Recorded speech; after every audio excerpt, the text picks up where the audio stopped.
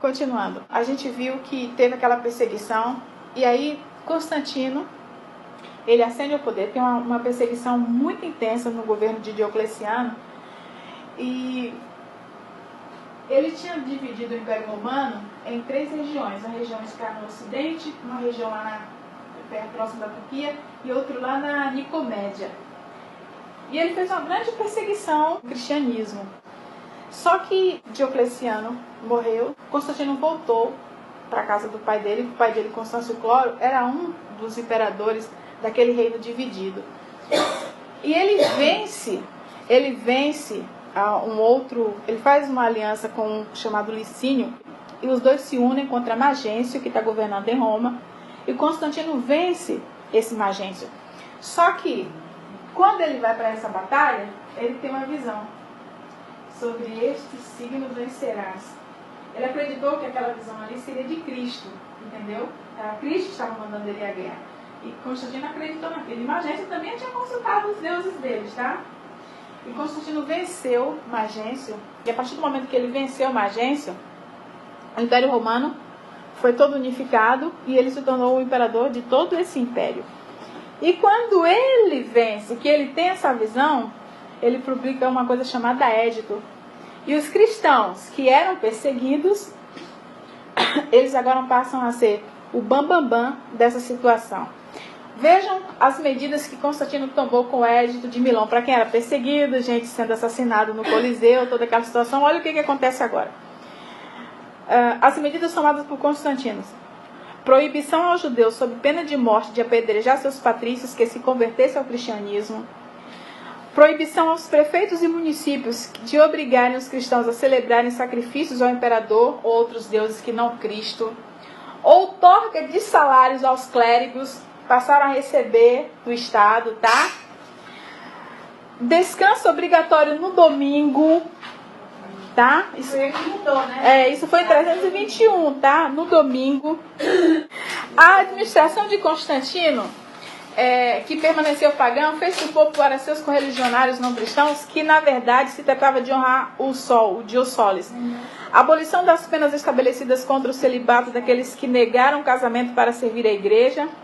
Jurisdição concedida aos bispos cristãos que passaram a ter fé pública. Isso é importante, os bispos aqui passam a ter fé pública, tá? Que a gente vai verificar isso na frente, como que o bispo de Roma começa a se fortalecer com isso, tá? Capacidade de se tornar juiz, privilégio diante de um fórum comum. E ele ainda permitiu nesse edito construir igreja em Antioquia, Nicomédia e Constantinopla. Ofereceu túnicas brancas e 20 moedas de ouro para todos que aceitassem a ser batizados em nome de Jesus. E estudos mostram que mais de 15 mil pessoas se batizaram por causa disso. A gente já começou, a gente está aqui já no momento que Roma está de transição de Roma pagã para Roma papal, tá? Não. Eu trouxe tudo e o homem.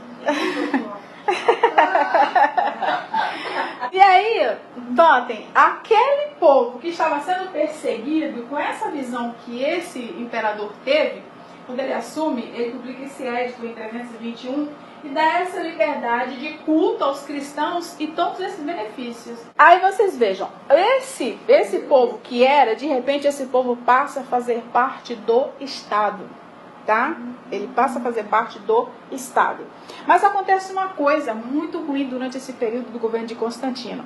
Explicando, existiam coisas chamadas igrejas, sés. Sé é uma sede de bispos, né?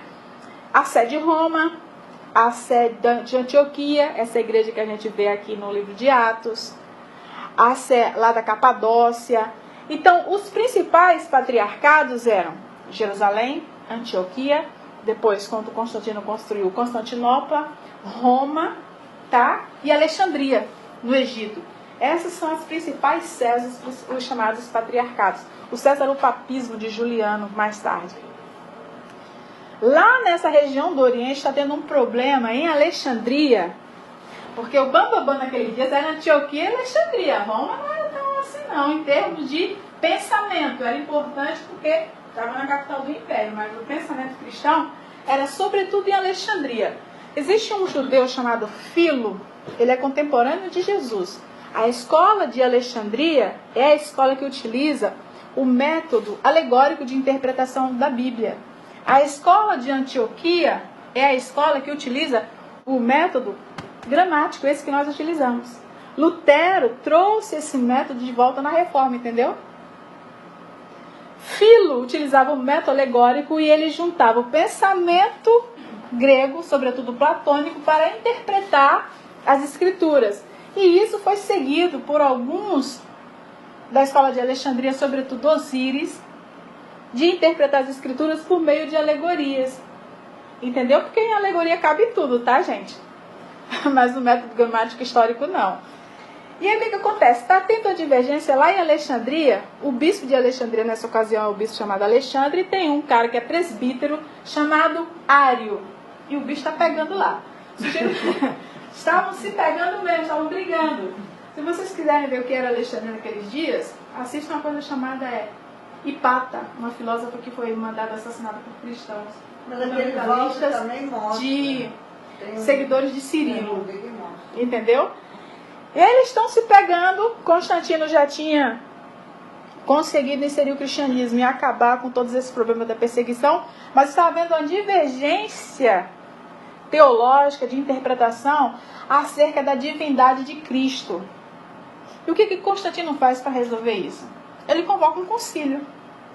Na ocasião, tinham aproximadamente 1.800 bispos, mas uns dizem 250, outros dizem 318, foram ao concílio de Nicéia, para reunir essa questão ariana. Constantino não chegou no dia, ele pagou aos bispos para irem, foi financiado para resolver essa questão. E ele foi. Só que Constantino, ele levou o hábito daquilo que o imperador romano tinha. Qual era? Determinar o que tem que ser. E ele, solução pro e ele, ele fez um ato democrático, mas no fundo ele já sabia que a voz dele ia dominar. E ele já tinha colocado o domingo em 321 como dia de adoração. Nicéia confirmou, tá? A gente vai ver isso agora sobre o sábado. Então Constantino faz o concílio de uma forma assim, de todo mundo sentado, ele está lá como cabeça, porque no paganismo o imperador é o chefe da igreja. Constantino, ele fez isso. Ele colocou quem ao lado dele? O bispo de Alexandria? Os bispos de Antioquia? Não, ele colocou o bispo de Roma como alguém que ele consultava. Entendeu? Se você ver a imagem, está lá o bispo de Roma ao lado dele. Então, dá ali uma certa preeminência política ao bispo de Roma. E essa questão foi resolvida. Mesmo naquela época, Roma não tendo peso ideológico que Alexandria. Não, porque o que ele queria é que essa questão acerca do arianismo fosse resolvida. E teve essa divergência ariana, da divindade de Cristo, se Cristo tinha uma ou duas naturezas, e venceu o pensamento ortodoxo. Cristo tem duas naturezas. Cristo não tem uma natureza híbrida. Ele tem duas naturezas, a natureza humana e a natureza divina. Porque se Cristo, essa questão não fosse resolvida, você ia estar adorando quem quando fosse falar sobre Cristo? Se Cristo é só humano, você não está adorando um Deus. Mas então o consultor dele era sempre o de Roma. O de Roma, ele consultava o bispo de Roma. Mas só que na decisão, Constantino ele não venceu acerca da questão do arianismo, porque a ortodoxia prevaleceu, Cristo tem duas naturezas, mas Constantino ele optou por ser ariano. Depois foi que a situação mudou. Quando esses arianos perderam nesse concílio, eles foram excomungados da igreja, tá? Muitos foram perseguidos. E esses arianos, eles foram evangelizar esses bárbaros, tá? A gente vai ver mais tarde como é que a coisa se dá. Em meio a isso aí, houve uma coisa interessante nesse concílio. Se em 321, com o Edito de Constantino, dando liberdade aos cristãos, ele colocou aqui o culto, o descanso obrigatório no domingo, a igreja confirma isso em 325, tá, gente? A igreja aceitou isso. Então isso é uma mudança oficial. Constantino fez isso em 321. Todo mundo não trabalhava, só os agricultores. Por quê? Tinha que alimentar o povo, ninguém ia trabalhar para comer. E o sol era a divindade nessa cultura aí que acreditava no Deus da agricultura. E é necessário que se entenda que o culto ao Deus Sol não é de Roma. Ele vem lá da Babilônia. Ele vem do Egito. O Deus Sol no Egito é o Deus Ra. É Satanás, tá, gente? Vamos usar logo o nome. só muda de povo para povo. Ele diz aqui: Satanás, operando por meio de não consagrados dirigentes da igreja, investiu também contra o quarto mandamento e tentou pôr de lado o antigo sábado, o dia em que Deus tinha abençoado e santificado, exaltado, exaltado em seu lugar, festa observada pelos pagãos como venerável dia do sol. Tá vendo? Venerável dia do sol. Essa mudança não foi a princípio tentada abertamente. Nos primeiros séculos, o verdadeiro sábado foi guardado por todos os cristãos. Eles eram ciosos da honra de Deus e, crendo que sua lei é imutável, zelosamente perseveravam na santidade de seus preceitos. Mas com grande argúcia, Satanás operava mediante seus agentes para alcançar seu objetivo, para que a atenção do povo pudesse ser chamada para o domingo. Foi feito, agora olha como que ela explica esse édito, foi feito deste uma festividade em honra da ressurreição de Cristo. Atos religiosos eram nele realizados, eram porém como dia de recreio, sendo o sábado ainda observado como dia santificado. Notem, o domingo... Uma carga, enquanto que o domingo era recreativo, feliz. Não, não era pesado. Exatamente, não era pesado. E o que o Concílio de Nicéia fez, em 325, também foi uma decisão antissemita. Porque os judeus guardavam o sábado. Quando você coloca como um feriado no domingo, está mandando que você também tenha. E até hoje, o domingo é um dia recreativo, né? É um dia recreativo. Todo mundo aproveita para alguma coisa, né? Então, entendendo, 321, Constantino, que supostamente já tinha se convertido, dá toda essa liberdade para os cristãos, mas ele faz um ato não cristão em colocar o domingo como dia feriado, menos para os trabalhadores, por conta de que o Deus Sol era o Deus da fertilidade que precisavam da terra, entendeu? E aí você tem a questão do sábado sendo confirmada no Concílio de Nicéia em 325. Então, o Adventismo tem como provar que foi mudado? Tem. Não tem como provar. 321 e 325.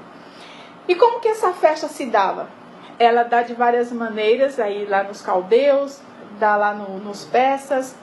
Você veja que veio para Roma com a possibilidade de ser trazido pelos persas. O mitraísmo tinha os elementos da adoração do Deus Sol. E esse mitraísmo, essa divindade, ele era muito forte no exército romano. E Constantino era o comandante em chefe do exército. Então, se nós avaliarmos, a pergunta é: Constantino viu mesmo a visão de Deus quando ele disse sobre esses signos vencerá? Não, eu acho que não foi só um laço que ele usou. Pois é. Sabe, ele pode até ter visto a deixa dele, né? Eu acredito que ele viu. Ele sim. viu. Mas como eu posso ter visto a minha mãe também, minha mãe está morta, eu posso acreditar que ela está morta. Eu sei que ali, ou eu acredito e falo, eu vi minha mãe, tive uma visão de minha mãe, então eu falo assim, eu sei que esse espírito aqui não é minha mãe. Mas acontece... Porque o espírito que apareceu para ele não era Deus. Não era Deus. Mas tem uma coisa interessante no que ele viu. Ele viu XP, ele identificou como uma coisa, ele interpretou como uma coisa que são os nomes da fé cristã, né? Uma cruz, ele vê um círculo e dentro uma cruz XP. Só que aquele círculo ali, aquela coisa toda, é um símbolo do Deus Sol no controle do zodíaco. Cada quadrado daquilo ali, quando você faz um círculo que a cruz está dentro, cada período disso ali, você tem uma constelação. Você fecha o ciclo do zodíaco, dos 12 signos. Mas ele interpretou aquilo ali como uma coisa cristã, mas era uma coisa totalmente pagã. E tanto que foi totalmente pagão, a coisa se misturou. E nós temos uma coisa, o Império Romano vai, ele avança, a gente está em 325, Teodósio, quando Constantino deixa de ser imperador, também tem um imperador chamado Teodósio, que o que ele faz agora? O cristianismo já não estava sendo o braço de Constantino, Teodósio agora faz do cristianismo uma religião do Estado. O que é uma religião do Estado? É ser um Estado confessional. Qual que era a religião do Império Romano a partir de Teodósio? Cristianismo. E aqueles que não fossem cristãos estavam agora o quê? Fadados a sendo perseguidos. O cristianismo, que era perseguido, agora ele passa a ser perseguidor. E isso, nós ainda estamos no período de Roma pagã, tá, gente? Isso é Roma pagã, não é Roma papal, é Roma pagã. Todo império cai. Não existe um império que seja eterno. É império de homem. Lembra dos 4 ventos? Chegou o momento desse império último, do animal estranho, cair. Sucessivas invasões bárbaras, que começam a partir de 410 com muita intensidade, começam a atacar o império. O império está mal das pernas. O exército não está bom, as finanças não estão boas. Roma tem muito escravo. Para manter aquilo tudo é muito pesado. Não tem como você controlar as fronteiras lá no Danúbio, onde os povos germânicos estão. E ele é sucessivamente invadido. 410 ele é invadido. Aí agora tem um cara chamado Constantino. Antes ele tinha construído uma cidade chamada Constantinopla. E quem cuidava de Roma, quem era? O bispo de Roma, porque ele tinha o quê? Ele era juiz, lembra do edito? E ele tinha fé pública. Então ele tinha autoridade eclesiástica e política. Exatamente. Quando o império estava lá do outro lado, Constantinopla passou, a partir de Constantino, a ter mais importância do que Roma, entre aspas, né? E existe um cara chamado Átila, o Huno, que ele tenta, em 410, ele tenta invadir. E tem um cara lá chamado Leão, o Magno, que ele vai lá no acampamento de Átila conversar com ele, e Átila recua, invadiu a Itália, mas não invadiu Roma. E você vê a partir daí, as ações que antes eram somente eclesiásticas, elas passam a ser políticas, porque aquele homem, além de ele ser o bispo da Serra Romana, ele também tem autoridade política. Então Leão passa a ter essa autoridade. E ele começa a construir a ideia do que a liderança do bispo de Roma deve sobressair. Entendeu? Átila sai, recua, Roma fica protegida e cá para nós. Os habitantes de Roma devem ter gostado muito dessa negociação de que alguém vai invadir tua cidade e, por uma negociação, né? A conversão de Constantino para os cristãos também, entre aspas, não foi boa? Sei lá, morrendo lá da maneira como morria, e chega alguém que te dá uma proposta dessa, também não ajuda? Mas essa ajuda pragmática, ela tem uma consequência depois, né? E Leão, ele estabelece esse modelo de papa que vai dominar toda a Idade Média, mas o império ainda não tinha caído, tá? 455, o império também sofre outra invasão, dessa vez Roma é invadida. E finalmente, 476, Odoacro, ele invade e cai o último imperador. O imperador já não tinha força, que a força já estava sendo da igreja. Quem fica? Gente, caiu tudo, tá, gente? Caiu as instituições, caiu o Fórum Romano, caiu tudo, como diz o pastor Branconato. O que ficou de pé? Vai dizer que é o bispinho. Sim, foi a igreja que ficou de pé. É mole isso? Sim. Mas e por que ele fica de pé? Ele não é atacado por quê? Sendo que... Por um motivo muito simples. Os invasores, lembra do conflito lá de Aio? Teve um missionário que foi evangelizar essas tribos alemãs. Quando eles invadiram, eles eram cristãos. Eles só não eram cristãos ortodoxos, eles eram cristãos arianos. E eles não invadiram as igrejas. Eles respeitaram as igrejas, porque eles eram cristãos arianos. Mas aí também ele pode não ter... Então em Roma ele não entra, em Constantinopla ele não entra. Não, a gente está agora no Ocidente só. Ah, tá. Só no Ocidente. A invasão bárbara foi no Ocidente. Mas aí o que acontece? Os 10 povos bárbaros invadem, mas eles não invadiram as igrejas exatamente porque esses germanos, muitos deles já tinham conhecimento do cristianismo, mas o cristianismo ariano. E aí a coisa diferencia. Mas houve um dos invasores, um carinha chamado Clovis, rei dos francos, a França, que ele também era ariano e a esposa dele era cristã católica. Católico quer dizer universal. E Clovis se batizou ao cristianismo católico. E eu queria que vocês prestassem atenção para esse cara. Ele se batizou em 496. Ele faz uma aliança com o bispo de Roma. E essa aliança da França com a Igreja Católica, ela só rompe, a gente vai ver, com a Revolução Francesa, tá? Só com a Francesa. Só para vocês terem uma ideia. Esse Clóvis era quem na Bíblia? Clóvis era um rei franco, um rei. Da dinastia Merovingia, e ele fez essa aliança, ele se batizou em 496 e fez uma aliança.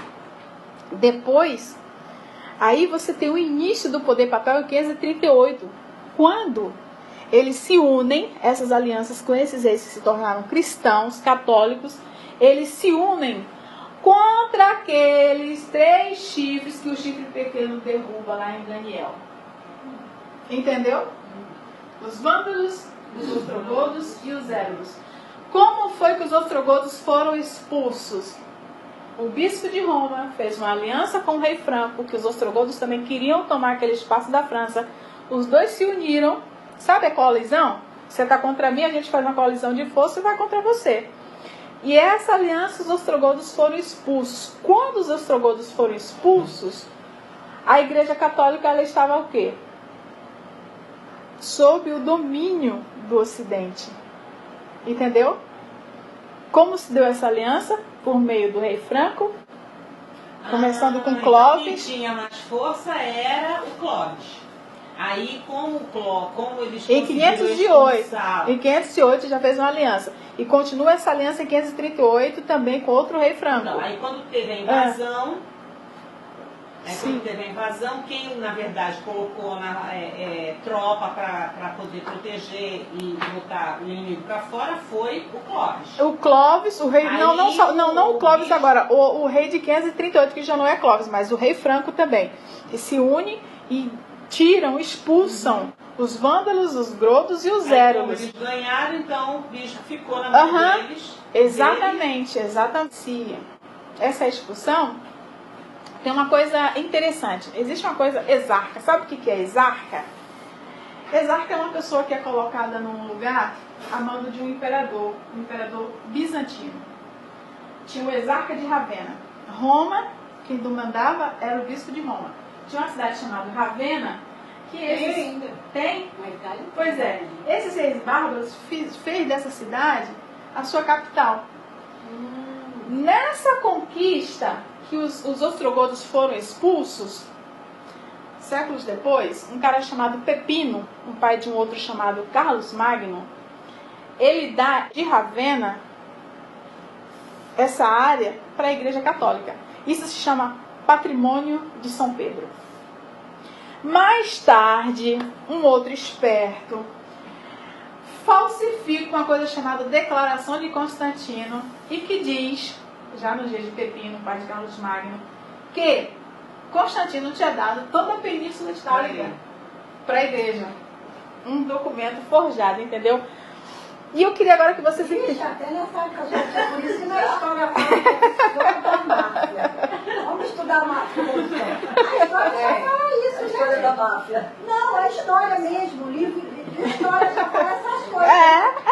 O que acontece? Essas 3 tribos bárbaras são derrotadas, mas aí lá no Oriente, lá no Império Bizâncio, lá em Constantinopla, tem um imperador chamado Justiniano. Justiniano estabelece agora essas 5 petrarquias: Jerusalém, como eu disse, Alexandria, Constantinopla, Antioquia. Só que o bispo de Roma não aceita. Da maneira como Leão tinha definido que a Igreja Católica que deveria ser a igreja que defendesse a ortodoxia, a igreja mãe da fé cristã, não aceita. E Justiniano manda uma carta interessante para o bispo de Roma, e isso foi colocado no Código de Justiniano, tá? Olha o que ele diz. Empenhamo-nos em unir todos os sacerdotes do Oriente e sujeitá-los à sé de vossa santidade. Não toleraremos que nada que se refira ao estado da igreja, por mais claro e incontestável que seja, possa ser discutido sem primeiramente possa ser levado ao conhecimento de vossa santidade, pois afinal, sois o cabeça de todas as igrejas cristãs. Vossa santidade é Roma. É, o Papa. Quer dizer, ele já determinou esse... Justiniano. Ele reconhece e diz aqui: como antes dissemos, nos empenhamos sob todos os pontos de vista para promover o engrandecimento da honra e autoridade da vossa fé, Imperador Justiniano. Essa carta, gente, ela foi colocada integralmente no Código de Justiniano. Entendeu? A Igreja Católica não aceitou que dividir com as outras séries. Mas ela não estava enfraquecida? Não, ela não estava. Eu vou te explicar agora como que nasce o poder temporal. Entendeu? A Igreja Católica nunca aceitou que o domínio da fé cristã estivesse em Alexandria, em Antioquia, que estivesse em Constantinopla. O bispado de Roma, eles acreditavam naquela coisa da centralização. Não, da transferência da autoridade. Eles diziam que a Igreja de Roma, ela tinha preeminência sobre as outras sés, porque lá foi estabelecida por Pedro. Entendeu? Sim. Uhum. Entendeu? Tinha muita gente na ocasião que se colocava como apóstolo de Deus, apóstolo de Cristo. Então, alguns concílios foram realizados, e quem defendia essa ortodoxia, a Igreja Romana defendia essa ortodoxia e reivindicava para ela esse direito exatamente por conta de Pedro. A princípio, para manter a igreja distante desses falsos apóstolos, essa transferência apostólica faz sentido. A autoridade apostólica que Pedro passou para o segundo bispo de Roma que veio depois dele. Quando você vê toda essa, se você vai procurar os papas, você vai ver que começa por Pedro. A Igreja Católica não tem essa tradição até hoje, tá? Então, essa legitimidade de Justiniano estar reconhecendo isso foi exatamente porque o bispo de Roma não aceitou que as outras tivessem preeminência sobre ela. A pergunta é, quem é o apóstolo que estava lá nessa igreja? Entendeu? E aí Roma sempre buscou para si essa preeminência de ter. Só que a gente viu como foi que o paganismo entrou. O paganismo começa lá nos dias de Paulo, daquelas igrejas lá. Aí você vê que Constantino, ele coloca a questão do sábado. E agora a gente vai ver uma coisa acerca de poder.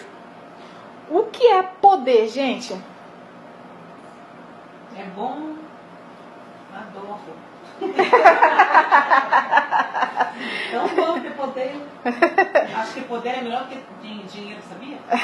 Mas o poder, se ele não tivesse... Eu penso assim, eu acho que poder é melhor. Deus sabe o que faz, né? Marré sem poder, sem dinheiro. Porque, né, a gente sabe lá o que é. Poder, ele nada mais do que você ter autoridade. E quando você não tem autoridade, uma lei que te limita o poder que você tem, você se torna um ditador, tá? Os ditadores existem porque na sua lei ele está acima de tudo. De tudo. E o que o papado fez?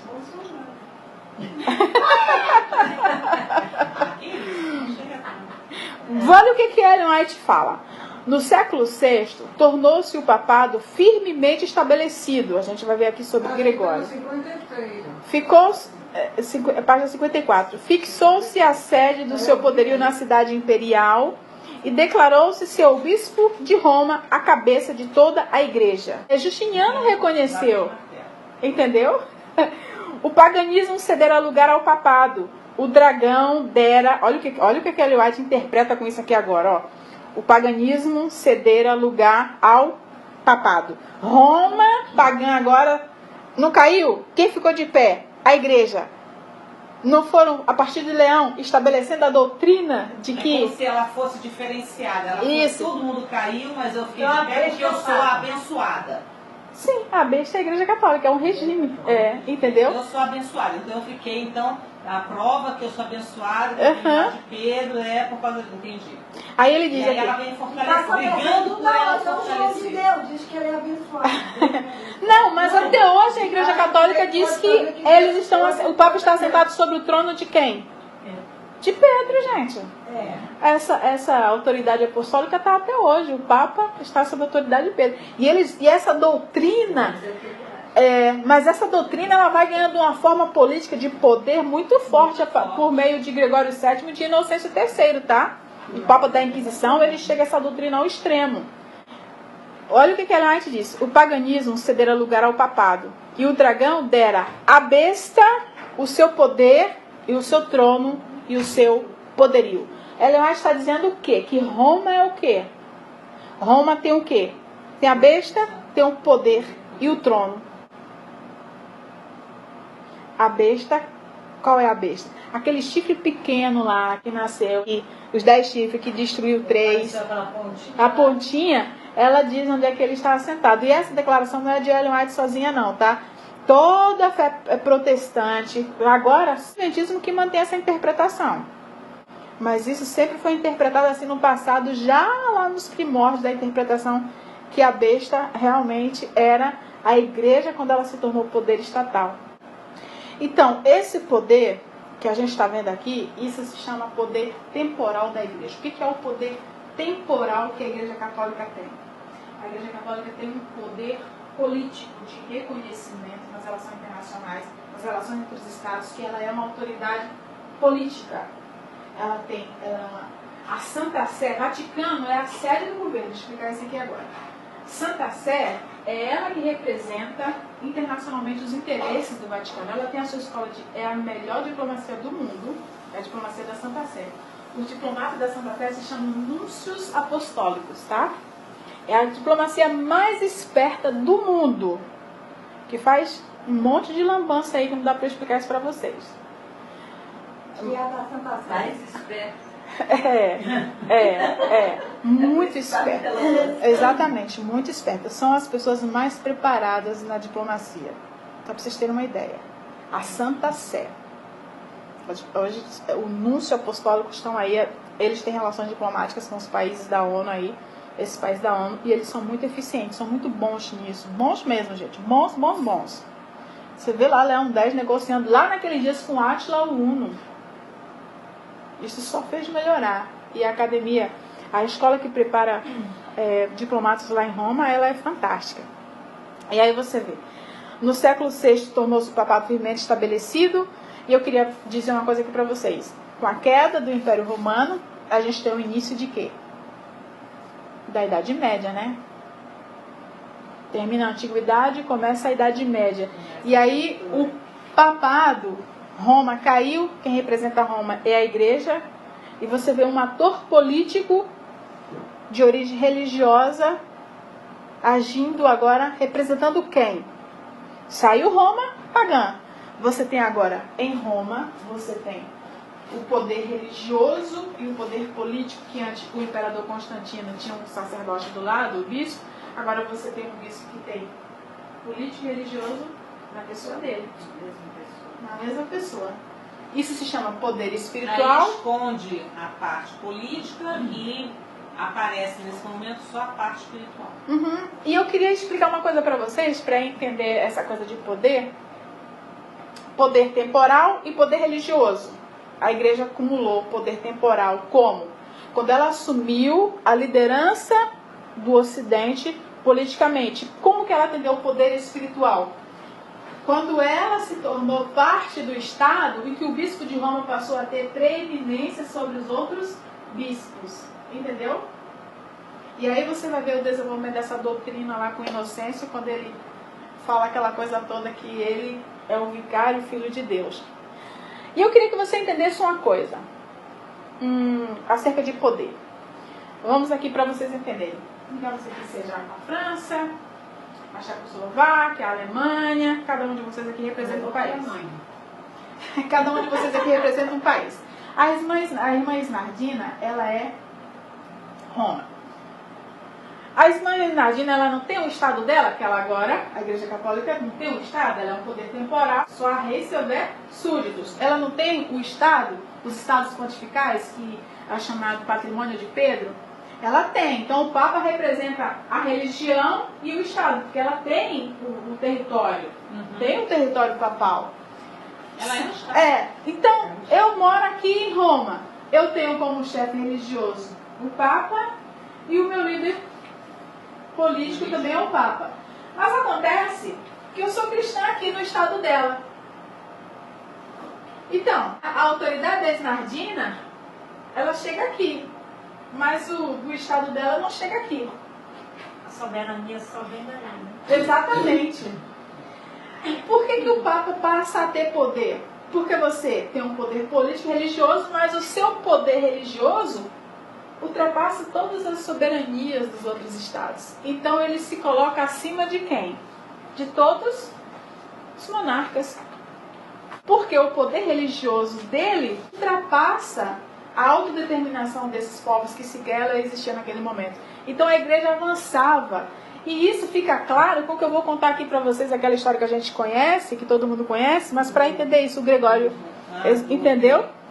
Ficou lá no gelo. Exatamente. Entendeu? É por causa disso. É porque o poder temporal, ele está localizado, mas o poder espiritual, ele ultrapassa. Eu entendo, não, eu concordo com tudo que você falou, mas eu queria saber se você entende que ela não teria conseguido o que ela conseguiu, o papal não teria conseguido todo esse avanço político se não houvesse os reis por detrás apoiando.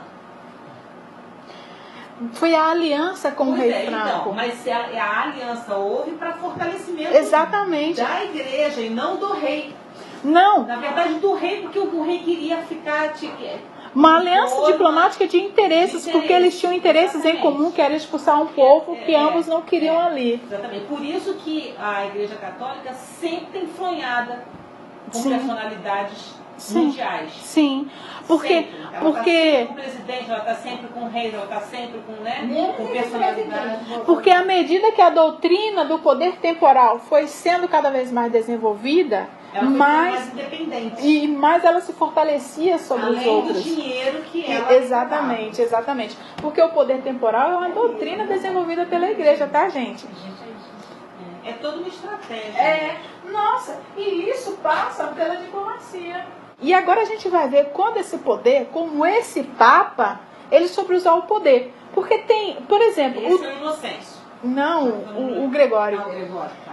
Porque uma coisa é você ter poder e não saber usá-lo. Entendeu? Não é? E outra coisa é você ter poder e saber usá-lo. Entendeu? E o Gregório soube fazer isso. E o Inocêncio também. Mas é necessário que a gente entenda que o ano 538, quando esses três reinos foram expulsos com a aliança do Papa com o rei Franco, começou ali o início da profecia do 1260 anos, tá? Em 538 começa, tá? Em 538, quando eles expulsam os três reinos, começa a profecia do 1260 anos, que termina lá em 1798. Olha só, começa com a aliança com a França, depois a França se volta contra eles. A gente vai chegar lá. Entendeu? Isso é política, gente. Não muda até Jesus voltar. Entendeu? E aí a gente vê acerca de Gregório, né? Vamos ver se a gente já chega nele aqui. O acesso da Igreja de Roma ao poder assinalou o início da escura Idade Média. Notem. Página 55. Aumentando o seu poderio, mas se adensavam as trevas. De Cristo, o verdadeiro fundamento, transferiu-se a fé para o Papa de Roma. Percebeu?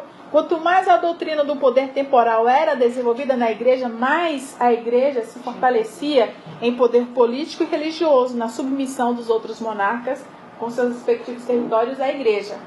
É uma política muito bem elaborada de poder. Isso hoje, nas relações internacionais, se chama realpolitik. Naqueles dias não tinha essa palavra, que isso surge bem séculos depois. Mas usando o termo de hoje se chama realpolitik, é você saber jogar nas relações internacionais e muito bem nesse tabuleiro, esse jogo de poder que a igreja joga até hoje. Vamos já falar sobre isso. Fala. Eu li um pedaço aqui que eu achei, sabe, ficou na minha mente. Ó. Durante séculos, continuou a ser proferido em protesto, clamo e paciente contra os dominantes e corrupção da fé religiosa. Quer dizer, até hoje isso vai continuar. Sim, né? Sim. Mas o que a gente está vendo aqui acerca de Roma papal é como Roma papal utilizou a religião, a autoridade religiosa pagã, para construir e consumar o poder temporal. O poder temporal da igreja na Idade Média é inquestionável. É inquestionável. Ele vai assim, ó, numa escala ascendente. E ele chega ao seu apogeu na Inquisição. Ele não diminui, ele vai na escala ascendente, chega ao apogeu na Inquisição, ele cai na Revolução Francesa, gente. Porque quando vem a Reforma, a autoridade do Papa ainda existia. A gente vai falar sobre a Paz de Westfália, que é onde nasce a ideia de Estado-nação. Entendeu? De Roma. Estado-nação de Roma. Não, Estado-nação quando eles rompem essa ideia de que o Papa tinha autoridade sobre a soberania dos outros povos, sim, entendeu? Sim. Uhum. A gente vai chegar em 1648, com o fim das guerras religiosas, depois da Reforma. O Estado-nação nasce exatamente com o fim das guerras religiosas, só para você ter uma ideia. Olha como era poderosa a Igreja Católica. Sim. A gente vai chegar lá durante a Reforma. E aí vem o início das trevas. E aí o que a Igreja faz? A Igreja tirou a Idade Média. As pessoas não sabiam ler, eram pessoas analfabetas, pessoas que viviam muito pouco. Uma Europa pobre, a riqueza vinha do Oriente, mas o clero e a nobreza viviam numa boa situação, né? Mas o povo vivia muito mal. E quando cai o Império Romano, você sabe disso, vocês aqui que estudaram sabem disso, emerge na Europa uma coisa chamada feudalismo. Tá? Os senhores, aqueles castelos feudais, que tinha toda aquela porção de terra, e ali dava aquela terra para algumas pessoas trabalharem, dando o seu suor, e ganhando apenas o quê? Alimentos e algumas coisas, alguns castelos até, se você fosse solteiro e você fosse casar e... Na Inglaterra e na França funcionava assim, a primeira noite da noiva era com o dono do feudo, tá?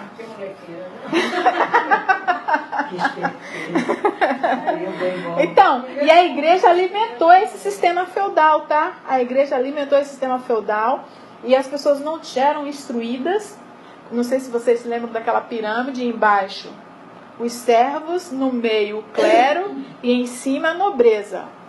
Mas quem estava sobre todos eles? A igreja, por conta da autoridade do Papa, do Bispo de Roma. Por que Bispo de Roma? Papa e Bispo de Roma são a mesma pessoa, porque começou como bispo, né? A sé episcopal de Roma, que foi conquistando esse poder. Aí olha o que Ellen White fala. O início das trevas. Agora a gente vem na Idade Média. A fim de proporcionar aos conversos do paganismo uma substituição à adoração de ídolos e promover assim sua aceitação nominal do cristianismo, foi gradualmente introduzida no culto cristão a adoração das imagens e relíquias. O decreto de um concílio geral estabeleceu por fim esse sistema de idolatria. Para completar a obra sacrílega, Roma pretendeu eliminar a lei de Deus, o segundo mandamento, de não ter outros deuses, né? E divide os... que proíbe culto das imagens deles e dividiu o 10º mandamento a fim de conservar o número deles. Ou seja, ela fez uma mudança. O sábado já foi lá em 321 e ao longo eles foram introduzindo as relíquias e as imagens. Não tem as relíquias e as imagens até hoje? É como se o panteão de deuses dos romanos, que é uma mescla de todos os deuses de Babilônia, Grécia, de Babilônia, Pérsia, Roma, dos antigos, quando esse panteão de deuses entra na igreja, eles recebem nome de quê? De santos. Exatamente. Você está num período de pessoas que vivem pessimamente. Tinha gente que comia até capim. Gente que vivia pessimamente, não tinha esperança nenhuma. E ainda sendo escravo de determinados feudos. Você era analfabeto, você não vivia muito. Tinha uma doença braba que dava do mofo. Que deixava, não tinha coisa. Exatamente. Os filmes retratam isso, é exatamente como é. Aí, qual que era a tua esperança diante daquela situação de miséria, de viver à míngua? Uma esperança de uma coisa incrível, fantástica. Como é que a igreja prometia isso? Te mostrando o paraíso, te mostrando coisas que você gostaria. Exatamente, de animar. Só que trabalhando de maneira o quê? Para você interpretar a Bíblia? Não, se você não sabia ler, sou sacerdote, você vai acreditar naquilo que eu estou falando, porque eu já me coloco diante de você como alguém que sabe e alguém que não sabe, alguém que tem uma ligação diante de Deus. Entendeu? E aí, então isso era muito fácil. E você, diante de situações extremas, você tem necessidade de se apegar a alguma coisa. Isso é... Entendeu? Então, é um momento chave de as relíquias e as imagens passarem a ser colocadas nesse momento. E aí você vai na igreja e você vê aquela coisa incrível. Aí as pessoas vão lá forjar milagres. E é bonito, viu? Olha só a ideia do purgatório. Gente, você está numa situação dessa, de ignorância absurda. Aí você cria a ideia do purgatório e diz que tua mãe morre e tua mãe fez uma coisa terrível. E o padre que você acredita disse que ela está lá fazendo um monte de coisa e que você vai ter que celebrar uma filme missa. Que você mandou, né? É. Reza não sei quanto Ave Maria. Se tivesse gravadora, ele o poderia só terminar rezando Ave Maria que seu pai vai ser salvo. Então, e nós vamos ver agora acerca desse Papa Gregório VII, que o poder dele é fortalecido. Uma flagrante ilustração do caráter tirânico do Papa Gregório VII nos apresenta no modo como tratou o imperador alemão, está na página... No meu, página 58, 57 e 58. Uma flagrante ilustração do caráter tirânico do Papa Gregório VII nos apresenta no modo como tratou o imperador alemão Henrique IV. Por haver intentado desprezar a autoridade do Papa, declarou-o excomungado e destronado. Aterrorizado pela deserção e ameaça de seus próprios príncipes, que por mandado do Papa eram incentivados na rebelião contra ele, Henrique pressentiu a necessidade de fazer as pazes com Roma.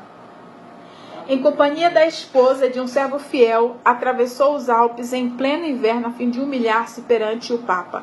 Chegando ao castelo onde Gregório se retirara, foi conduzido sem seus guardas a um pátio externo. Ali, no rigoroso frio do inverno nos Alpes suíços, tá, gente? No inverno descoberto, descalço e miseravelmente vestido, esperou a permissão do Papa para ir à sua presença. O pontífice não se dignou de conceder-lhe perdão, senão depois de haver ele permanecido 3 dias jejuando e fazendo confissão. Isso mesmo, apenas com a condição de que o imperador esperasse a sanção do Papa antes de reassumir as insígnias ou exercer o poder da realeza. E Gregório, envaidecido com seu triunfo, jactava-se de que era seu dever abater orgulho dos reis. Como é que isso se dava? O indulto. A Lúcia aqui é um monarca aqui, digamos aqui, lá da Inglaterra. Não é na Inglaterra não, que a Revolução, os ingleses se rebelaram contra Roma muito cedo. Vamos colocar aqui da Tchecoslováquia, da Polônia do Papa, que a Polônia é bem católica. E aí, você tem uma querela com o Papa. E sabe o que o Papa faz? A gente está na Idade das Trevas. Ele cria uma coisa, uma situação, para que tudo aquilo que você faça como monarca não funcione. Não funciona. Se tem uma criança batizada, o batismo não funcionou lá no seu país. Tudo aquilo relacionado à igreja passa a não funcionar. Batismos, missa, isso. Não tem legitimidade tudo aquilo que está sendo realizado. O povo vive numa ignorância absurda. Uma missa, morreu alguém, vai ter que celebrar uma missa. Aquela missa não vai ser válida. Como é que vai tirar a alma do purgatório? O povo entrava em desespero. Aí, como é que o Papa conseguia? Você já pensou se ela é excomungada e nada vale? Como é que o povo vai morrer? Isso é verdade, gente. Isso fica uma coisa séria na cabeça deles. Então, o próprio monarca era obrigado a se humilhar porque eles tinham medo daquelas sanções que o Papa dava no monarca. Então tinha que ser resolvido. E o que ele fazia com isso? Se você não estava se submetendo às decisões da igreja e você estava perdendo tudo isso, você estava perdendo o seu reino. E você vai perder o seu poder? O que Henrique fez? Enfiou a viola no saco e foi lá pedir perdão. Foi isso. Só que depois ele se rebelou contra ele, né? Mas ele teve que fazer. Senão ele teria perdido o reino. E isso acontecia. Isso, gente, isso é poder, isso é autoridade, tá? Isso é poder. Isso é uma grande guerra. A guerra pelo poder. Esse Gregório, ele fez coisas interessantes também, que ele, em termos religiosos, ele ensinou sobre a penitência e a transubstanciação. Só que quando foi traduzir, penitência dá a ideia de você o quê? Não, de você fazer alguma coisa para você alcançar perdão. Sim. Você se autossuir, você fazer algum tipo de sacrifício. Exatamente. E a igreja tinha essa autoridade. E aí com Gregório esse poder temporal ele é absurdamente usado, tá? Você vê que era o rei da Alemanha esse cara aqui, tá? O Henrique IV, não era um reizinho qualquer não. E ele se submeteu. Claro que tiveram consequências depois. E o Papa, esse Gregório VII, nessa doutrina do poder temporal, ele coloca aqui que o Papa é o Senhor absoluto da Igreja e do mundo. Quem faz isso que é Senhor absoluto do mundo? O Trump, mas ele não se coloca como o Senhor absoluto porque tem a igreja. Mas Roma se coloca como o Senhor da igreja e do mundo. Percebeu a diferença? Por que a igreja católica é mais poderosa? Porque Trump não tem o quê? É porque tanto que o aborto não é legalizado porque A igreja católica não permite. Em qualquer país do mundo. Porque o Trump é poderoso por quê? Porque ele tem um poder político e militar inigualável a qualquer outro povo. Né? O Papa é poderoso por quê naqueles dias? Ele tinha um poder temporal, ele tinha povo e ele tinha um poder espiritual. Ele tinha as duas coisas juntas. E ele tinha o exército de quem? O exército dele era maior por quê? Porque os reis católicos obedeciam o seu exército, obedeciam a quem? A Roma. Entendeu? Por isso que ele tem todo esse poder. E esse poder, ele é muito forte porque ele vem de uma origem o quê? Ele vem de uma origem satânica. Ellen White não disse que o trono e o poder foi dado? Agora, gente, notem, isso entrou dentro da igreja de Cristo. Esse poder, Satanás, tomou dentro da igreja. A gente não está falando de fora da igreja, a gente está falando da igreja, tá? povo de Deus. A ação de Satanás. A página 51. Satanás bem sabia... Então, vou falar dessas escrituras. Página 51. É que eu não coloquei na ordem do texto, eu coloquei na ordem cronológica da história da redenção. A ação... porque é exatamente por eu busco isso para eu conhecer o pensamento de Ellen White dentro do contexto, entendeu? A ação de Satanás... Satanás bem sabia que as escrituras sagradas habilitariam os homens a discernir seus enganos e resistir a seu poder. Como é que Ellen White está falando aqui que o poder de Satanás é resistido? Por meio das escrituras. Tá, gente? Preste atenção nisso. As escrituras, sujeitadas a Deus, resistir ao diabo, ele fugirá de vós. Né? Está escrito. Cristo não falava isso? Está escrito, está escrito, está escrito. É isso aqui que resiste. E o que Satanás fez? Tirou a Bíblia. Esse é o ponto. Foi pela palavra que mesmo o Salvador do mundo resistiu a seus ataques. Em cada assalto, Cristo apresentou o escudo da verdade eterna, dizendo: está escrito. A cada sugestão do adversário, opunha a sabedoria e poder da palavra, a fim de Satanás manter o seu domínio sobre os homens e estabelecer a autoridade humana, deveria conservá-los na ignorância das escrituras. Gente, isso aí tudo aconteceu por manter o povo ignorante. Porque se o povo soubesse ler e se existissem escrituras, isso não aconteceria. Quanto mais um povo ignorante, mais você tem o quê? Ditadores. E isso continua até hoje. Os políticos não.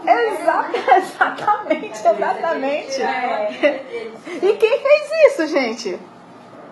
A igreja, por intermédio de Satanás, por intermédio... Deixa eu refazer a pergunta. Quem fez isso? Satanás, por intermédio da igreja. Isso é sinistro. E isso é usado até hoje. Por isso que eu estou falando para vocês que a diplomacia papal é a melhor do mundo em termos políticos.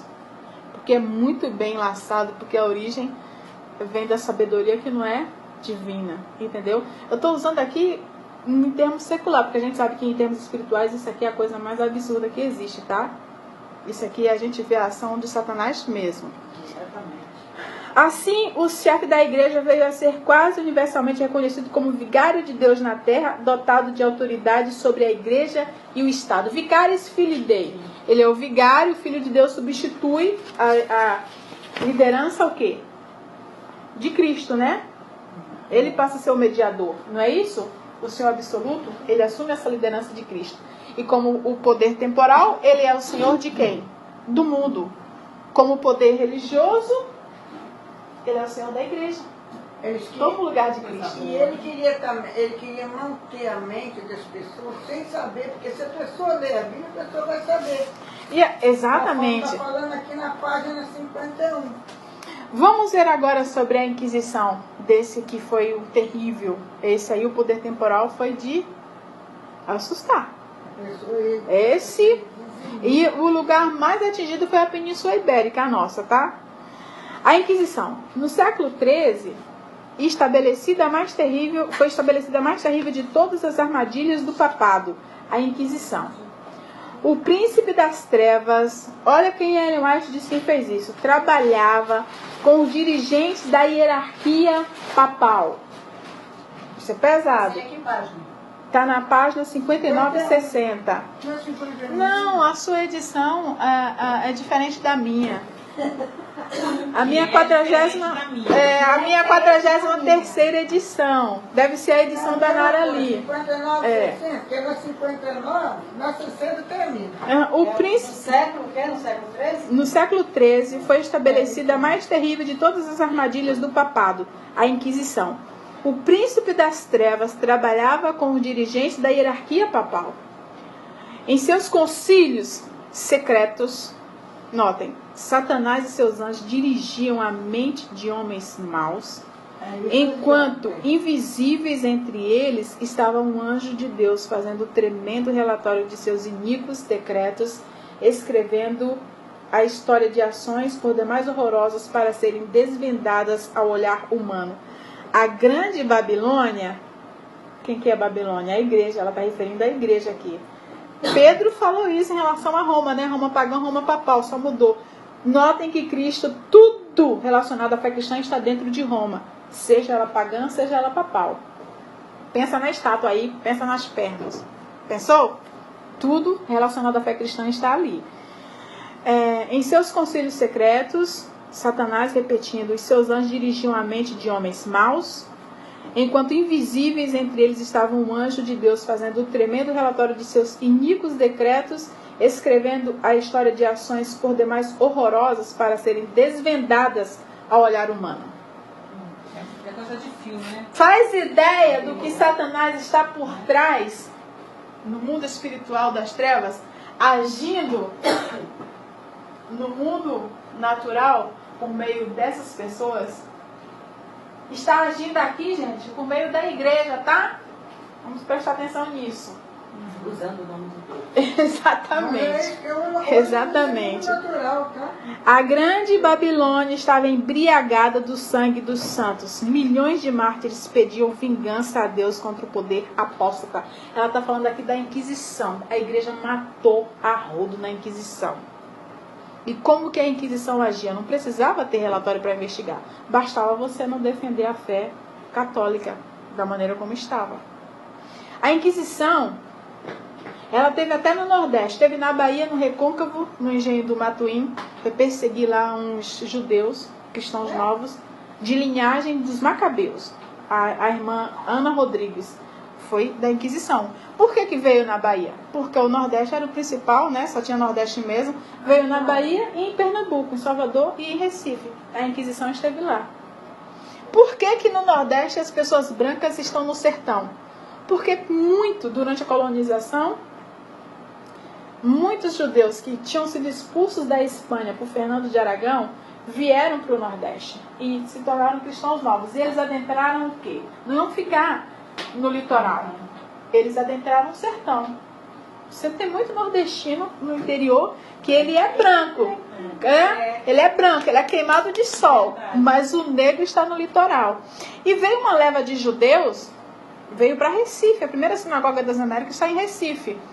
Mas não foi permitido que ficasse lá. Eles saíram daí e foram para lá, Nova York. Tá? A maior colônia judaica lá nos Estados Unidos está no bairro de Queens. Vieram para Recife. Por que vieram para Recife? Porque na ocasião, o Portugal tinha arrendado para pagar a dívida o Nordeste, sobretudo aquela área lá do Recife, para a Companhia das Índias Ocidentais, que é a Holanda. E aí, Nassau já tinha ido, a igreja não permitiu, porque a Holanda era protestante, não foi permitido, eles foram para lá.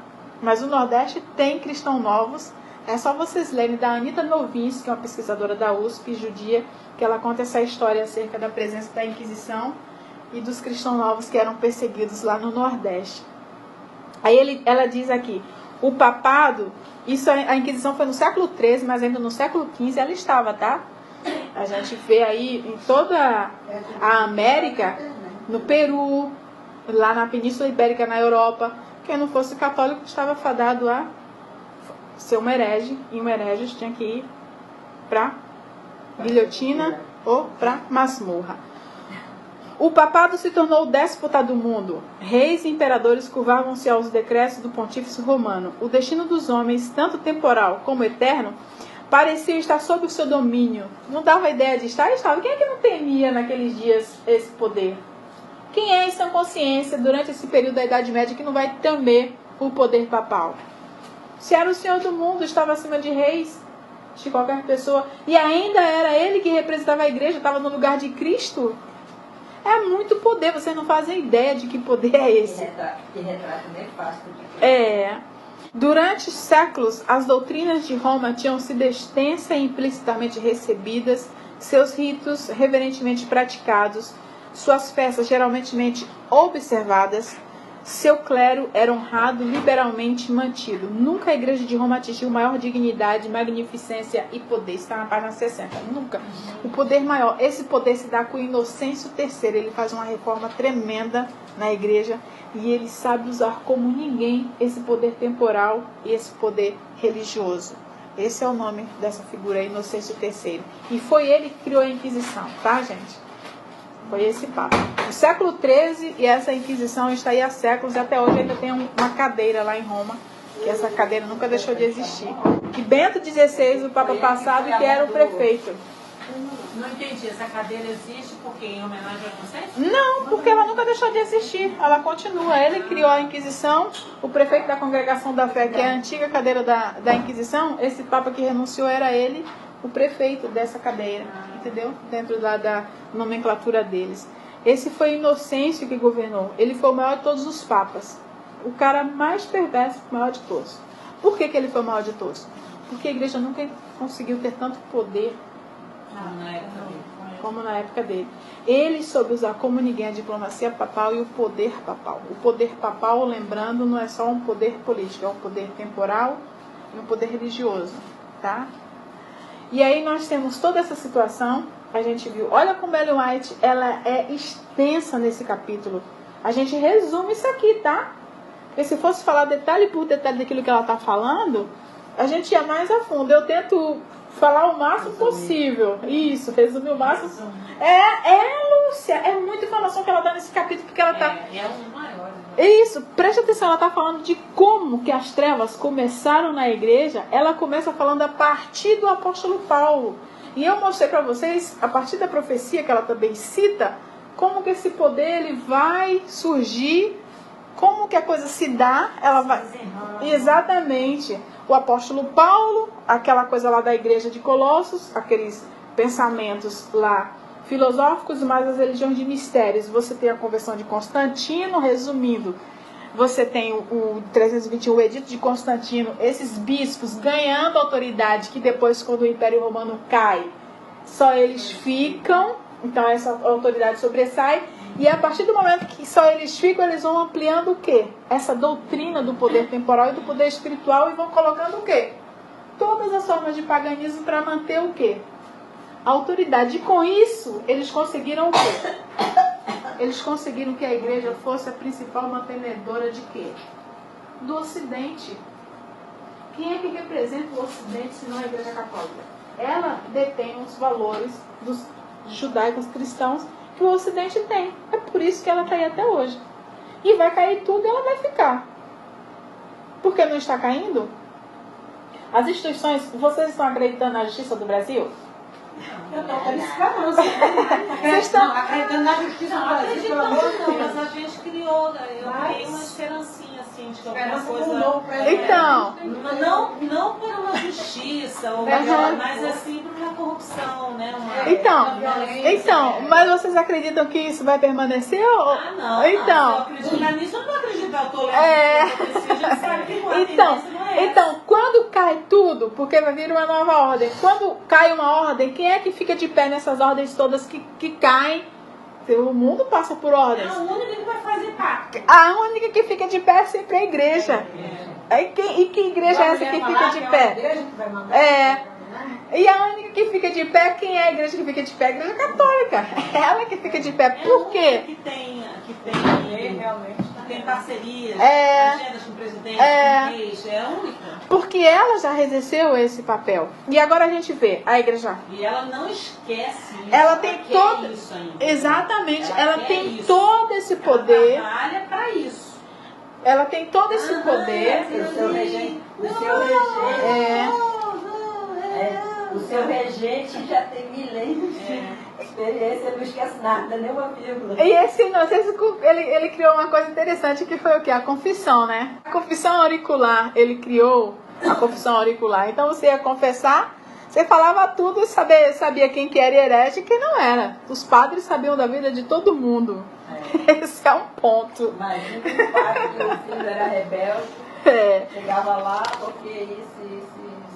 E aí a Ellen White também fala da corrupção. Os papas renascentistas, que foram os mais corruptos da história, sobretudo a família Borgia, de onde vieram papas, o Alexandre VI, o pai da Lucrécia. Foram papas que financiaram muita coisa do Renascimento, aquelas coisas todas que tem lá na Itália, que foi desenhada para que as pessoas pudessem entender. Michelangelo, Da Vinci, as estátuas. Todos foram financiados pelos papas renascentistas, mas foram os papas mais corruptos. E, inclusive, durante o Renascimento, o Brasil foi descoberto nessa época de Alexandre VI. Lembrando que, já sabia da existência desse país, e que mesmo antes da descoberta já tinha havido o quê? O Tratado de Tordesilhas, que a igreja dividida as terras para quem? Espanha e Portugal. Impérios da Península Ibérica, que eram o quê? Cristãos. Porque foi a igreja que expulsou os mouros da Península Ibérica. Porque a partir do século VII, os árabes já estavam avançando. Mas aí você tem uma guerra da igreja contra os árabes. A igreja não expulsou os ostrogodos, aquele povo todo.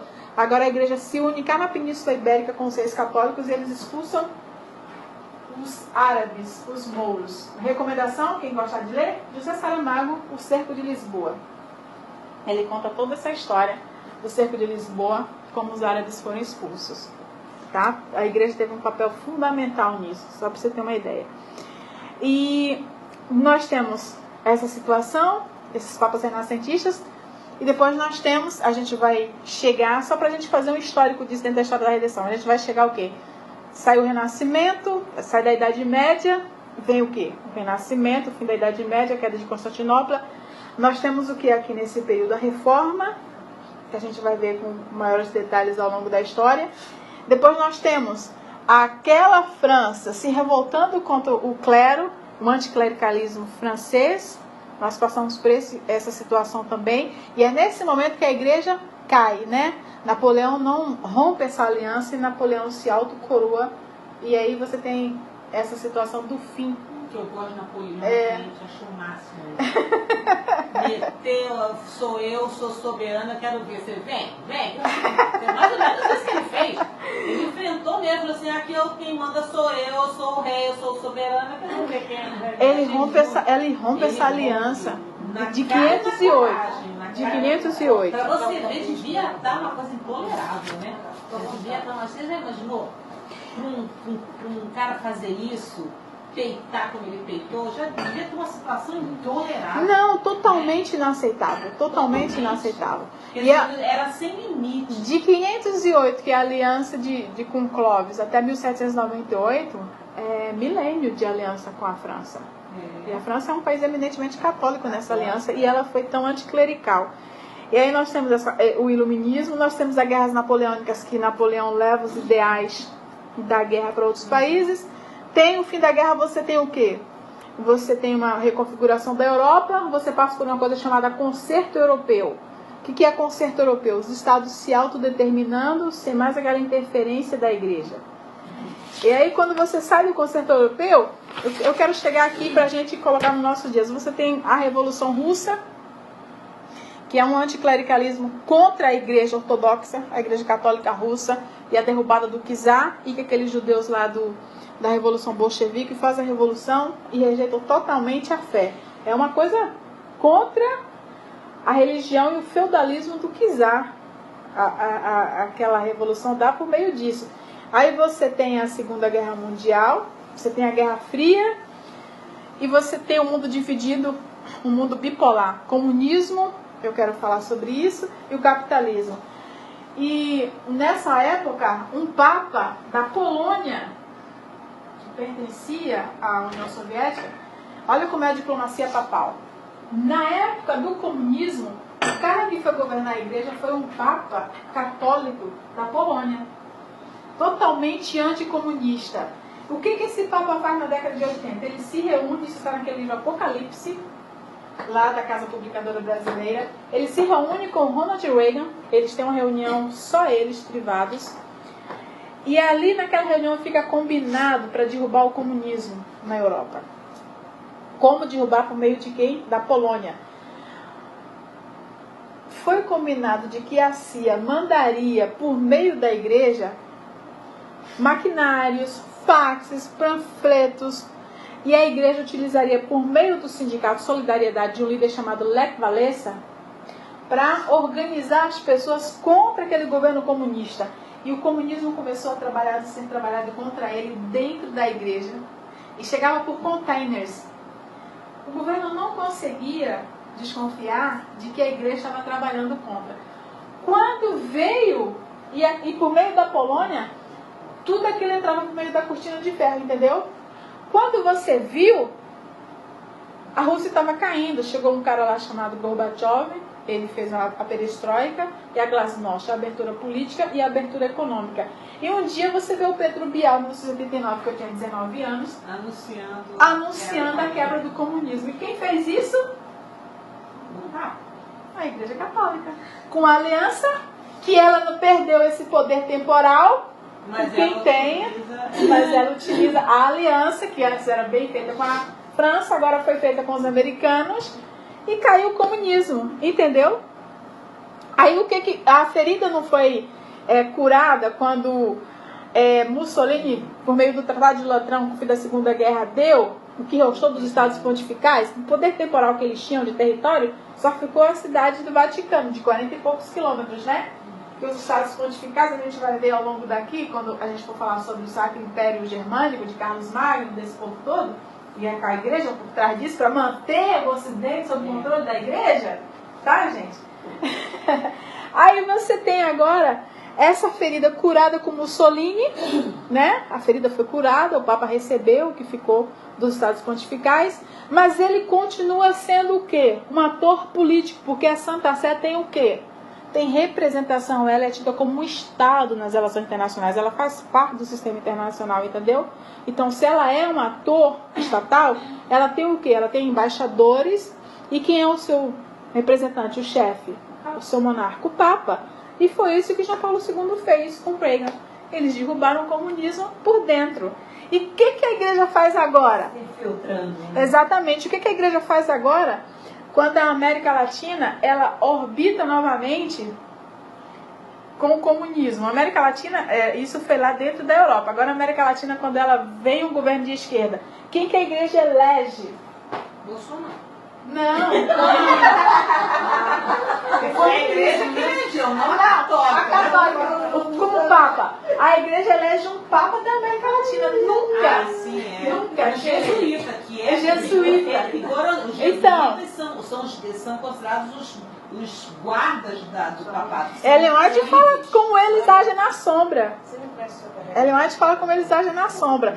Os jesuítas. Aí quando os jesuítas, quando um papa jesuíta é eleito na América Latina, você vê os governos de esquerda na América Latina, junto com a igreja e os Estados Unidos, derrubar cada um deles com efeito dominó. Você tem uma guerra híbrida, você tem os think tanks, você tem o Steve Bannon trabalhando para derrubar qualquer governo de esquerda no mundo, e quem fortalece com isso? Quer dizer que tudo isso aí, até esse...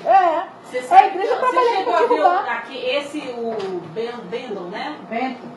O que está manipulando a nova ordem? O Steve Bannon. O Steve Bannon, pois é. Menina, eu não sabia da existência desse cara, nem sabia que ele fazia Um think tank da Igreja Católica, que a sede deles é exatamente no castelo construído por Inocêncio III. Mas eu vi que é justamente o castelo Inocêncio, o cara mais cruel. É outra ser sede deles. E o projeto deles é apavorante, é quase que uma universidade montando... Formando think tanks para o único governo que... E outra, com representantes do governo, não é formando os multiplicadores da informação. Não. Eles vão pegar os caras mesmo, Bolsonaro, Trump... Esses os líderes políticos, porque quem está por trás é a igreja, o chefe, o presidente, aquele cardeal que é inimigo do Papa. A igreja não está por trás, não. A igreja está por meio de fulano, que é um dos presidentes. Ou seja, a igreja utiliza... Por isso que eu te falei que a diplomacia do Vaticano é a melhor do mundo nesse sentido. Eu estou falando melhor, gente, nas relações, tá? Não em termos religiosos. Estrategicamente. Entendeu? Ou seja, eles estão trabalhando em todo o Ocidente, até na China. Você viu o amigo do Steve Bannon lá na China para derrubar o governo? E não se iluda, não existe China na estátua. A China vai cair, porque isso é profético. Eles vão... Não, o Oriente não está na estátua. O Oriente ficou na estátua com... Babilônia e Medo-Pérsia. Quando os gregos vencem a Pérsia, o domínio é do Ocidente. Não tem Oriente na estátua. Interessante. Entendeu? Não tem Oriente na estátua. A China cai, a China vai implodir da maneira que o comunismo da Rússia caiu. Eles estão trabalhando. Vocês não conhecem a diplomacia da Igreja Católica. Vocês não conhecem. A gente não estuda, né? Eu vou sugerir um livro, O Internacionalismo do Vaticano. Olha só, você não vai só sugerir um livro falando, não. Você vai mandar essa bibliografia lá no WhatsApp pra gente comprar tudo, poder baixar. Eu preciso disso, gente. Entendeu? Entendeu? Como é que a igreja está trabalhando? Agora ela derrubou o comunismo, agora ela derruba todos os governos de esquerda e ela apoia os governos de extrema direita. E quem está por trás fortalecendo? O poder papal. Porque tem um vínculo totalmente dos think tanks com o Vaticano. E tem que cair tudo. É por isso que esse cara que é inimigo do Francisco e está metido como Steve, como é que tem essa parte? Porque não é esse o Papa da Nova Ordem Mundial. Não é esse o Papa da Nova Ordem Mundial. Não é ele. Ele não vai ficar. Ele é um Papa de transição. O Papa da Nova Ordem está vindo aí. Quando tudo isso cair, quem fica de pé novamente do que aconteceu com Roma é a igreja. Entendeu? Por que ela está fazendo para cair tudo? Porque ela precisa surgir como a única saída. Exatamente. Aí você está vendo. É por isso que vai começar a perseguir os cristãos, né? Exatamente. E essa aliança, ela se dá exatamente com aquilo que a Ellen White fala das filhas de Babilônia, que são as igrejas protestantes. Só você ver que aqui no Brasil, essa aliança que derrubou o governo de esquerda, que também tinha um vínculo na época do comunismo com a ligação da Igreja Católica com a teologia da libertação, que quando João Paulo II tirou a teologia da libertação, Beto, Boff, que foram disciplinados pelo Bento XVI, que era o prefeito da cadeira lá da Inquisição, quando a teologia da libertação, que tinha essa ligação com os teólogos liberais da Igreja Católica, o liberalismo teológico da Igreja Católica, João Paulo II tirou totalmente da existência. Aí você vê Francisco falando de ajuda, mas ao mesmo tempo que Francisco fala de ajuda, a Cúria Romana, com seus núncios, Cúria Romana é toda a liderança, com seus núncios, eles trabalham nos bastidores da política para derrubar, entendeu? E a igreja ficar. Gente, vocês não fazem ideia de como que isso é trabalhado. E trabalha com quem novamente? Com a CIA, com os Estados Unidos. Sempre vai ter uma aliança. Os lá atrás conseguiram uma... Com os franceses. Conseguiram, não vai ser agora que eles vão... Entendeu? Nesse quadro que nós estamos, na emergência de uma nova ordem global, de cair tudo e a igreja ficar de pé. Novamente. Como que essa ordem cai? Como é que cai uma ordem? Cai uma ordem como as instituições falam... Novamente, com pactos do toma lá da cá. Eu estipulo uma guarda X e você me dá apoio como governo, né? E vai começar a mesma troca de favores. E por que? Para poder haver uma união tem que ter troca de favores. Exatamente. E por que toda essa política de derrubar o comunismo? Por quê?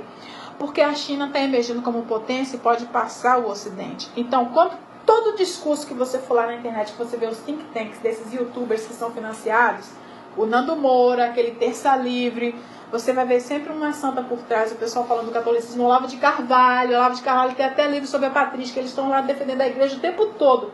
Por quê? Eles defendem a igreja e os valores do Ocidente. Por quê? Porque a China não representa o Ocidente.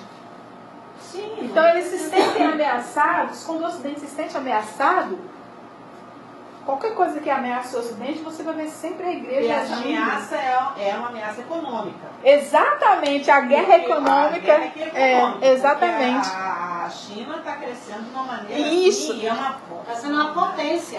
Então, por isso que ela está sendo derrubada. É por isso que a China está cercada por todos os lados. Você tem a China cercada aqui. Você vê as sanções contra a Venezuela. Você vê as sanções contra a Venezuela. Por que a Venezuela está sofrendo sanções? Porque a Venezuela tem um regime ligado, de social-democracia, de comunismo, ligado à China. A Venezuela fornece 1 milhão de petróleos por dia para a China. Então, se você derruba a Venezuela, um dia. Por isso que eles querem também ter um ataque com a Venezuela. Exatamente, o Trump quer. Isso, porque se ele quebra a Venezuela, não abastece a China. Então, se o Trump está numa guerra, automaticamente ele quebra. Ele está tentando quebrar todas as pernas da China para que o regime e aproveitando que a Venezuela está uma porcaria, entendeu? Todo mundo fala assim, olha lá, que absurdo, o povo está vindo para cá, vamos voltar para o que ele fala assim, o venezuelano tem que voltar para sua casa, mas para voltar para casa tem que ter estrutura. Quem tem pedido essa estrutura? O governo. Então vamos fazer o quê em relação ao governo? Tirar. Mas por que fizeram isso? Porque os americanos impuseram sanções à Venezuela. A Venezuela vende o petróleo e o petróleo é passado pelo banco. Qual que é a moeda de troca nas relações internacionais no comércio? O dólar. Então, os bancos não repassam. É por isso que a China faz acordo bilateral com a Venezuela com outra moeda. E isso atrapalha os americanos. Tem alguns países da OPEP que fazem com outra moeda. É por isso que a economia vai ter uma crise, a mãe de todas as crises. Quando vai vir, ninguém sabe. Mas é essa crise que vai colocar a nova ordem. Porque quem vai fazer essa própria crise é eles. Mas isso é uma opinião pessoal minha. Eu acredito que essa crise virá quando a igreja se sentir segura que já está na hora de ela emergir. Porque se ela ainda não emergir como única, não tem condição. Mas uma crise do fim do dólar, do fim do sistema Bretton Woods, acaba com todo mundo.